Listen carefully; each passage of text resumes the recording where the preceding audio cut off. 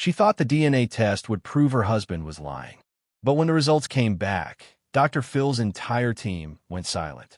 What happened next changed two families forever. The cameras were still rolling. The audience gasped. And as one woman's truth unraveled live on television, the world saw something no one expected. Not betrayal, not infidelity, but a discovery that would shake the meaning of family itself. Amber's hands trembled as she sat under the bright studio lights. The air inside the Dr. Phill stage wasn't just heavy, it was suffocating.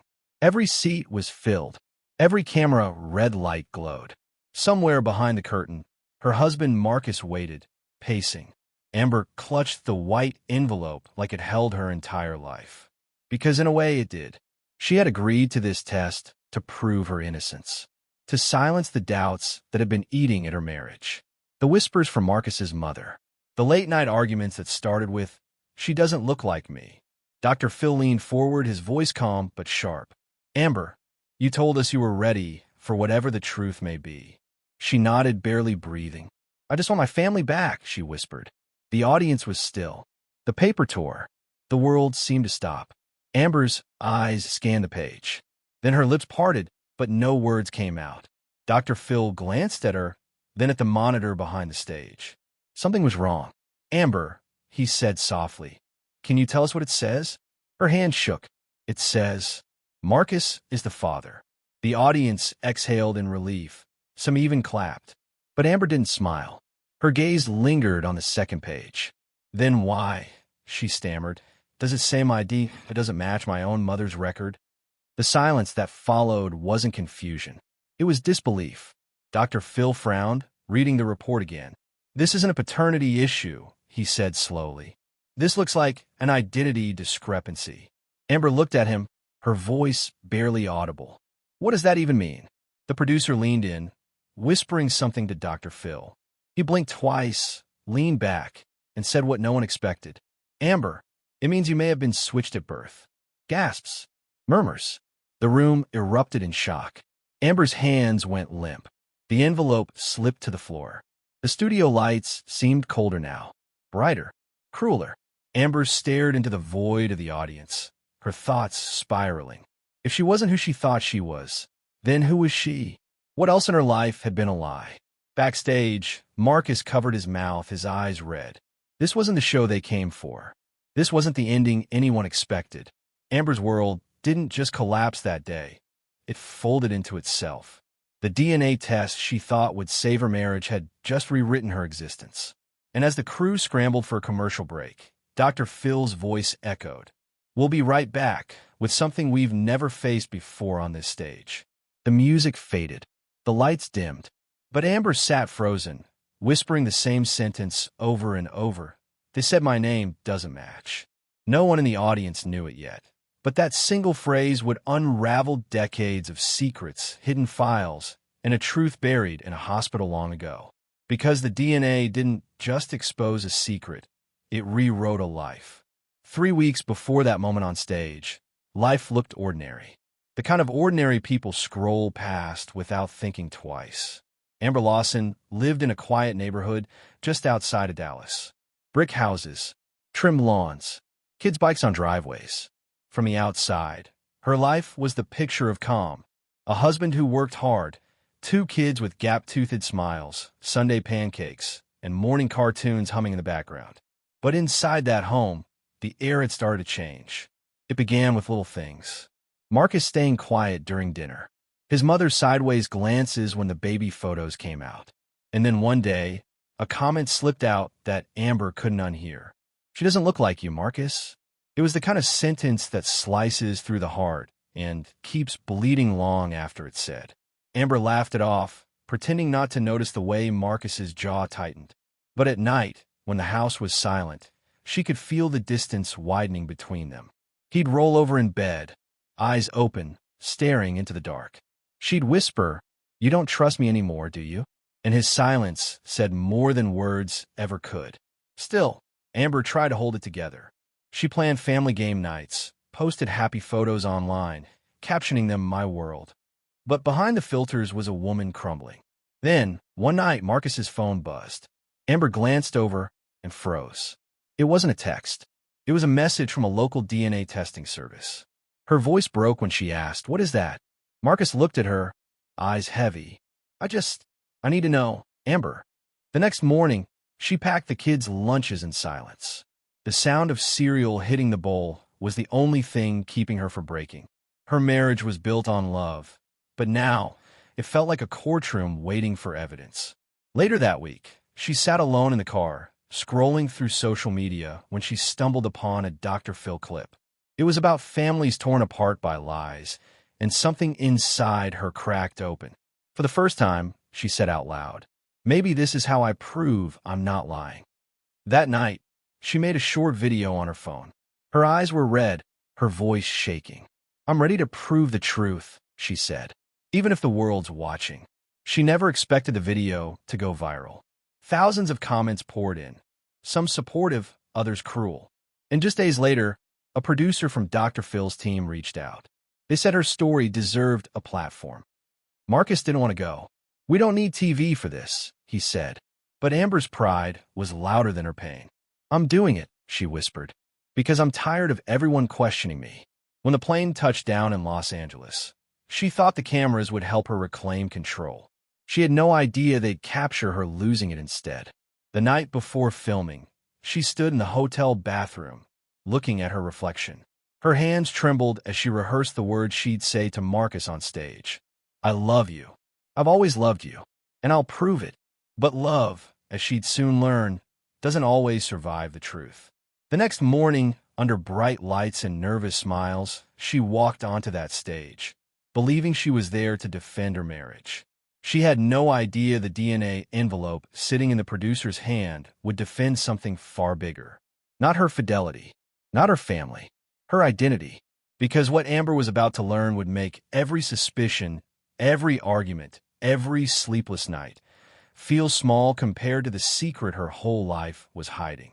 And by the time that envelope opened, no one, not Marcus, not Dr. Phill, not even Amber herself, would see her the same way again. Why do we chase public validation when private peace is what we really need? The lights were blinding. The air inside the Dr. Phill studio didn't just feel tense, it felt alive. Every heartbeat, every nervous breath echoed louder than the applause had moments earlier. Amber sat center stage, her fingers white around the sealed envelope. Marcus was backstage, waiting for his moment to come out. He didn't know what those papers would say. Neither did she. Dr. Phill leaned forward, his tone calm, almost fatherly. "Amber," he said, "we verified all the samples, yours, Marcus's, and even your mother's from hospital archives. Are you ready for the results?" She swallowed hard. "Yes." The producer handed her the envelope. Cameras zoomed in. The audience leaned closer. The sound of paper tearing might as well have been thunder. Amber scanned the first page, her lips trembling. "It says Marcus is the biological father." Marcus burst into tears backstage. The audience gasped, then applauded. But Amber didn't move. Her face froze, her eyes locked on something else. Dr. Phill noticed. "What else does it say, Amber?" Her voice cracked. "It says my DNA doesn't match my mother's." The clapping stopped instantly. You could hear someone drop a pen in the audience. Dr. Phill took the report, scanning line by line. He looked up slowly, his expression unreadable. "This doesn't happen often," he said carefully. "But this isn't a mistake. Your DNA profile doesn't match the maternal records filed at your birth hospital." Amber blinked. "What are you saying?" "I'm saying it's possible you were switched at birth." For a few seconds, no one breathed. Marcus stumbled onto the stage, confusion written all over his face. "What does that mean? Switched? Like with another baby?" The producer whispered to Dr. Phill, holding up a second file. He nodded gravely. "There's another woman. Her DNA matches your mother's." Amber's voice cracked through tears. "Another woman? Where is she? Who is she?" Dr. Phill leaned forward, his voice soft but steady. "Her name is Lauren. She lives in Oklahoma. She doesn't know yet." The audience gasped. Amber's whole world tilted. She clutched the chair to keep from collapsing. It wasn't infidelity that had haunted her marriage. It was a cosmic error, A paperwork slip in a hospital 30 years ago that had rewritten two families' histories. The show cut to commercial. The audience clapped nervously, unsure what emotion fit the moment. But backstage, the cameras kept rolling. Amber sat in a chair, staring into space. A makeup artist tried to touch up her tears, but she waved her off. "What do you even do," she whispered, "when your life stops making sense?" Marcus knelt beside her. "You're still you, Amber." She looked at him, eyes red. "Am I? Because right now, I don't even know whose daughter I am." A producer handed Dr. Phill a tablet. On the screen, Lauren's contact information. "Should we reach out?" she asked quietly. Dr. Phill hesitated. He'd handled every kind of confession on that stage. Lies, betrayal, addiction. But this was different. This was science tearing through the heart of identity. He nodded. "Yes, but off camera. She deserves to hear it gently." Amber overheard him. Her voice was a whisper. "I want to be there when she finds out." Dr. Phill turned to her. "Are you sure? Once we open this door, there's no going back." Amber's gaze hardened through tears. The door's already open. That night, as the studio emptied, Amber sat alone in her hotel room, staring at the city lights outside. Her phone buzzed, messages from friends, family, strangers who'd seen clips from the taping. Everyone had an opinion, but no one had her truth. She scrolled through the email Dr. Phil's team had sent her. The other woman's name circled in bold letters. Laura Matthews, 32 years old, born in the same hospital, on the same night. Amber whispered the name out loud, as if saying it would make it real. Lauren, somewhere out there, another woman was living the life she was meant to have. And Amber couldn't decide what hurt more, knowing that, or knowing she'd built her entire world on borrowed roots. The next morning, she'd wake up to a call that would change everything again. A producer had reached Lauren, and she'd agreed to meet. But before the reunion could happen, both women would have to face a truth that no DNA test could prepare them for. Because the question wasn't just who they were, but whether they could forgive the world that got it wrong. Is truth still healing? If it destroys everything you believed was real? The next week felt like years. Amber barely slept. She'd wake up at 3 a.m., scrolling through Lauren's public photos. A nurse in Oklahoma, bright smile, freckles, a husband, 2 little boys. A life that looked so normal. A life that could have been hers. Dr. Phil's team arranged everything quietly. No publicity, no audience yet. Just 2 women, 2 families, and a truth too heavy for headlines. When the day came, Amber stood backstage again, this time shaking for a different reason. She whispered to the producer, "What if she hates me?" The producer said softly, "She doesn't even know what to feel yet." Then the door opened. Lauren stepped in, shorter, same eyes, same nervous half-smile. For a second, they both froze. It was like looking into a reflection that had lived a different story. Amber took one hesitant step forward. "I've seen your pictures," she said. "I thought they were mine." Lauren's voice was barely a whisper. "I thought this was a prank. But when I saw your birth date, I knew." Dr. Phill walked between them like someone guarding a fragile bridge. "You both were born in the same hospital, same night, same ward." A storm hit. Power went out. The hospital's labeling system crashed. There's evidence 2 babies were mixed up. Amber's breath caught. "So my mother, she never knew." Lauren nodded, tears falling. "And mine never held her real daughter." The cameras rolled, but the room was silent except for soft sobbing. No applause. No sensational music. Just 2 women realizing that biology had robbed them of decades. Dr. Phill leaned forward gently. "You both lost something you never even knew was missing." Lauren looked at Amber. "I keep thinking about birthdays. You probably blew out candles while my mom sang your song." Amber's voice broke. "And I spent my whole life wondering why I never felt like I fit." They both laughed through tears, a fragile, human sound that didn't belong on television, yet somehow felt sacred. As they talked, details began to emerge. Both mothers delivered within minutes. Both nurses documented the same storm. A clerk admitted she'd been working double shifts that night. 30 years later, a single record scan brought it all back. The show team arranged a video call with their mothers. 2 faces appeared on split screen, women in their 50s, crying before they even spoke. One whispered, "I always felt something was wrong." The other said, "I've dreamed of holding my baby again." Amber and Lauren just sat there, hands pressed together across the coffee table, as if touching could rewrite time. The segment wasn't meant to air yet, but everyone in the control room stopped moving. Even the editor was crying. For the first time since that envelope tore open, Amber felt something other than panic. She felt recognition. She said softly, "It's like I've been homesick for a place I never knew existed." Lauren smiled through tears. "Maybe that place is each other." And as the camera zoomed out, Dr. Phil's voice carried the weight of every story he'd ever told. Sometimes, the truth doesn't destroy us. It just rearranges where we belong. But off camera, when the lights dimmed and the mics were cut, Amber turned to Lauren and asked the question that still haunted her. "If blood makes us family, then who am I to the woman who raised me?" Lauren didn't answer. She just hugged her tight. Two strangers who shared a heartbeat from birth but were separated by fate. The reunion wasn't an ending. It was an open wound that would need time, grace, and forgiveness to heal. Because once the camera stopped, the real story began. Two mothers preparing to meet face to face for the first time. And that meeting would test the meaning of love itself. Is identity something we're born with, or something we build through those who raise us? It had been 6 weeks since the DNA results. 6 weeks of therapy, phone calls, and sleepless nights. Amber and Lauren's story had spread across social media like wildfire. People arguing about what they would do if they found out their whole life was borrowed. But for Amber, it wasn't about public opinion anymore. It was about the two women who gave her life in different ways. The one who carried her in the womb, and the one who carried her through childhood. That morning, Dr. Phil's team prepared a private studio. No audience.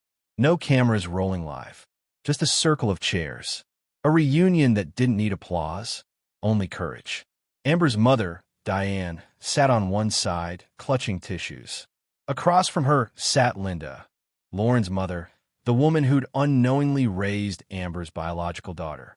The first few moments were silent, the kind of silence that breaks you open. Then Diane whispered through tears, "I don't blame you." Linda shook her head, sobbing. "How could you not? I raised your baby." Amber reached forward, her voice trembling. "You both did everything right. It wasn't your fault. None of this was." For a moment, all four women, Amber, Lauren, and their mothers, sat in shared grief. No one trying to fix anything, just holding space for what was lost. Dr. Phil's voice filled the quiet, low and steady. "Sometimes, the truth doesn't set us free right away. It hurts first, but in that pain is where we find compassion." The mothers nodded. Amber turned to Lauren. "I used to think I needed that test to prove I was right. But now I know I needed it to find who I really was." Lauren smiled softly. "You're still you, Amber. You just know more now." The two mothers leaned in at the same time, both reaching for their daughters, each touching the other's hand. A symbol of everything broken and mended in the same motion. The cameras rolled quietly, capturing that image without commentary. Dr. Phill didn't speak. He didn't have to.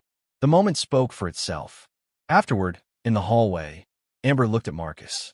He'd stayed by her side through every test, every doubt, every headline. "I thought this would end us," she said. He shook his head. "No, it just reminded me why I married you. You always run toward the truth." Amber smiled faintly. For the first time in months, her shoulders relaxed. "I think I finally know what forgiveness feels like," she whispered. "It's not forgetting. It's accepting that none of us were ever meant to live perfect stories."